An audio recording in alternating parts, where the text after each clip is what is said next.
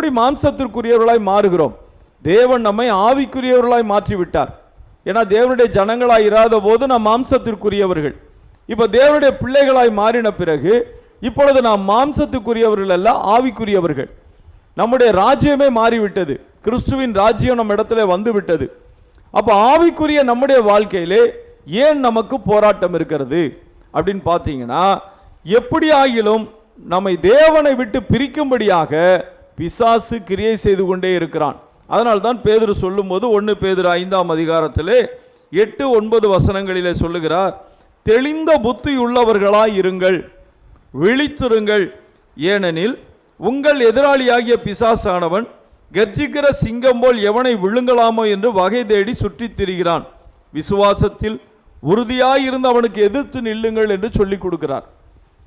எவனை விழுங்கலாமோ என்று. எப்படி விழுங்குவது? விழுங்கலாம்